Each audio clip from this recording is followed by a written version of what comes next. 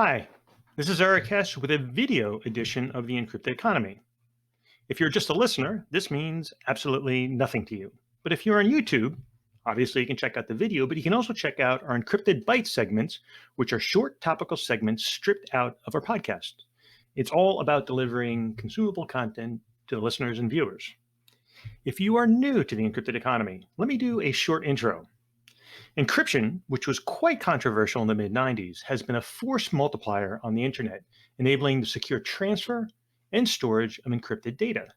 And that encrypted data has evolved into representations of assets and now encrypted digital assets as well. Note that in this description, I only talked about the transmission and storage of encrypted data. That's because until very recently, the notion of encryption of data in use was more theoretical than practical. Enter the field of privacy enhancing technology, or PETs, with technologies like secure multi-party computation, homomorphic encryption, zero-knowledge proofs, and more. The Encrypted Economy is a podcast about the business, security, law, regulation, and technology of this new encrypted economy. I endeavor to dive deeper into the forces that are going to shape how we live and do business.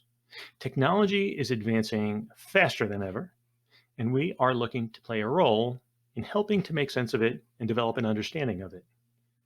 Even though on the show we may cover a particular asset class or type of technology that is investable, we do not give advice, nor do we endeavor to provide information that can be used to help you invest. There are other shows to do that. Like recently, we had Matt Hogan of Bitwise, and we covered the fact that they were launching the first ever DeFi fund, which was quite exciting. We talked about ETFs, but this was more about market structure and technology, not about whether you should or you shouldn't invest in a particular project.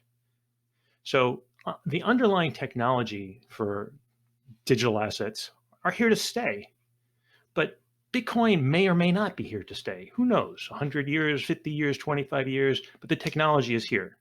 Where Bitcoin goes or any other crypto asset goes in price is of no matter to the show.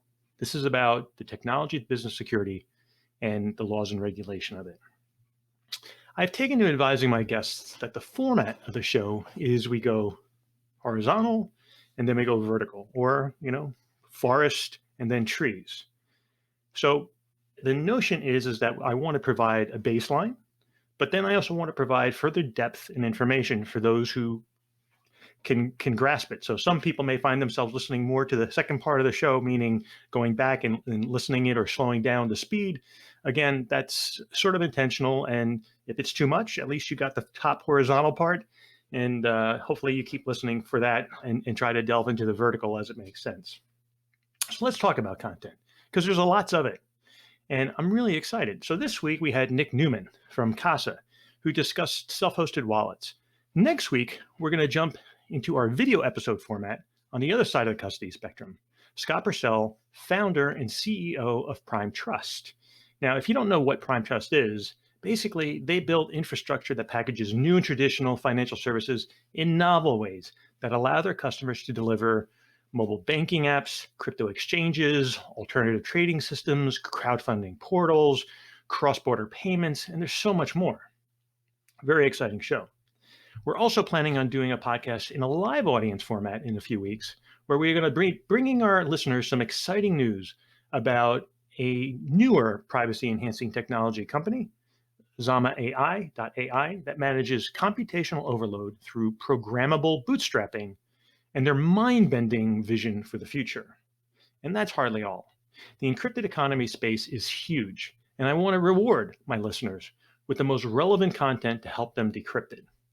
I hear that for some listeners, it gets pretty deep, and I hear you. So if we're covering something like PETs that includes homomorphic encryption and secure multi-party computation, I try to solve this with more content that builds on what we've already done. Like, for example, Professor Brett Hemingway Fox episode was the first in the series that we did on this. It's a great baseline for what comes, and then you can listen to the other ones successively and build up your knowledge, and you'll be up to speed in no time.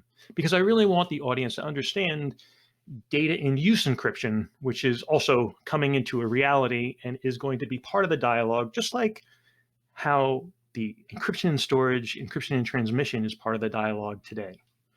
So for other areas, particularly digital assets, there's so much happening that I have to assume some baseline knowledge. But I'm trying harder to get the basics up front before diving into it. And I highly recommend delving into the show notes as a further research tool. We spend time on this. We provide links in the show notes. It's a great tool. You should use it, particularly if you're trying to learn. So if you subscribe to the Encrypted Economy on Twitter, LinkedIn, or Instagram, and to some extent Facebook, you get notices of all the shows. But we're also doing features that group the podcasts together in ways that is almost like a mini series. We're going to do that on our website. We're going to do that on YouTube. So it's another way that you could sort of start to topically organize the subjects that we're covering. So in addition to Scott Purcell, we're going to have in the next few weeks others. Nigel Smart, founder of Unbound Technologies, which brings advanced encryption technologies to enterprise key management, and a top data scientist in the privacy enhancing field. Rand Hin, founder of Zama AI, which we spoke about. Shari Noonan, founder of Rialto Markets, which operates in markets for trading private and public offerings of equities using distributed ledger and blockchain technologies. Ruman Brahmanathan, he's an attorney and advisor to IdeaCo Labs, a trailblazer in the NFT, non-fungible token space, and who actually launched his very own social token. Mark Wiegand, CEO of MIAX Futures and former CFTC commissioner, who actually had one of the first public meetings at the CFTC about Bitcoin, who will talk to us about the Miami Stock Exchange's plans in the crypto space from their acquisition of the Bermuda Stock Exchange. Anybody who knows me knows that had at one time at least been very involved with the Bermuda digital asset space, and also their acquisition of the Minneapolis Grain Exchange. That's right. So what do all these guests have in common? Disruption. So what's evolving topically? Look for our mini-series groupings, which we will start to add on our website as well. So when you think about what we're trying to cover, this is how we're going to break it down. Data science, market structure, edge computing or IoT, cybersecurity, artificial intelligence, digital asset regulation, DeFi, non-fungible tokens. And there's going to be more.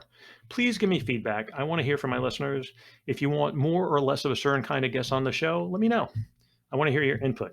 So I'm also really excited how the listener base has grown on this.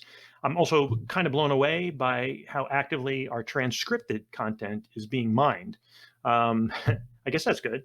We're only getting started. Thanks for joining the journey, and please help me get better. Thank you.